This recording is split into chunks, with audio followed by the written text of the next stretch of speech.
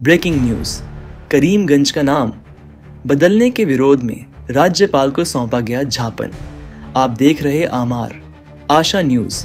करीमगंज का नाम बदलने के प्रस्ताव के खिलाफ स्थानीय जनता में भारी आक्रोश देखा जा रहा है।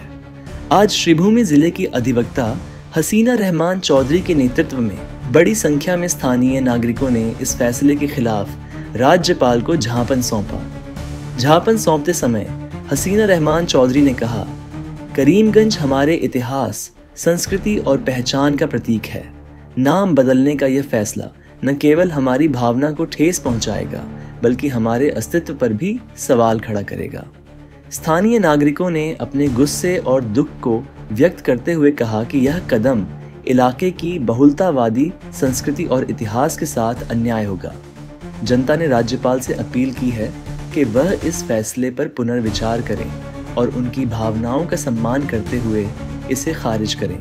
इस मुद्दे पर जन आंदोलन तेज होता दिख रहा है और स्थानीय नेताओं का कहना है कि अगर उनकी बात नहीं सुनी गई तो वह बड़े स्तर पर विरोध प्रदर्शन करने के लिए बाध्य होंगे। स्थिति पर नजर बनाए रखें, आगे की जानकारी जल्द दी जाएगी। न्यूज़ डेस्क, आमार आशा। আজকে দেখুন করিমগঞ্জের নামটা পরিবর্তন করা হলো, কিন্তু পরিবর্তন কেন করা হলো? এটা কি কোনো গণদাবি ছিল? কোনো জনমত নেওয়া হয়েছে?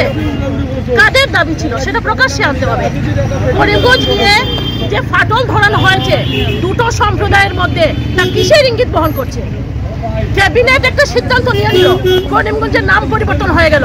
আমাদের করিমগঞ্জের নাম পরিবর্তন হতে গেলে যে জনপ্রতিনিধিরা জনগণের ভোটে নির্বাচিত হয়েছেন সেই জনগণের জনমত কোথায় নিয়েছেন? কোনো জনমত ছিল? কোনো গণদাবি ছিল? যদি জনমত থাকে, যদি গণদাবি থাকে, তাহলে সেটাকে প্রকাশ্যে আনতে হবে। করিমগঞ্জের মানুষের মধ্যে ফাটল ধরালে চলবে না। দেখুন করিমগঞ্জের ওভারঅল ডেভেলপমেন্ট একটু আসতে, করিমগঞ্জের ওভারঅল ডেভেলপমেন্ট দেখুন। আমাদের আইটিআই কে নিয়ে যাওয়া হয়েছে, করিমগঞ্জ থেকে সরিয়ে দেওয়া হয়েছে। আমাদের প্রান্তজ্যোতি পত্রিকা সেটা বন্ধ হয়ে গেছে।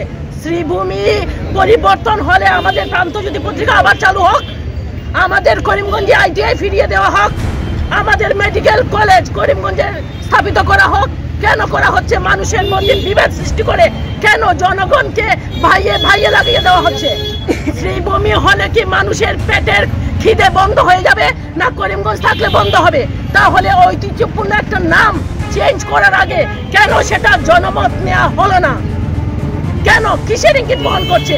তাহলে আমাদের মাননীয় মুখ্যমন্ত্রী কি চাইছেন? আমাদের ভাইয়ে ভাইয়ে দাঙ্গা ফেসাদে সব বাঁচাতে, না কি চাইছেন? উন্নয়ন, এটা উন্নয়ন। কালকে করিমগঞ্জ হসপিটাল দেখলাম উপর ফেটে জল পড়ছে, করিমগঞ্জ সিভিল হসপিটালের বিল্ডিং এ। শ্রীভূমি নাম পরিবর্তন করবেন মানুষের উন্নয়নকে বাদ দিয়ে, জনগণ এটা মানবে না। তাতে বৃহত্তর গণ আন্দোলন গড়ে উঠবে এবং আমরা সেই বৃহত্তর গণ আন্দোলনের দিকে এগিয়ে যাব যদি এই হঠকারী সিদ্ধান্ত বদলি না করা হয়। এটাই আমাদের দাবি।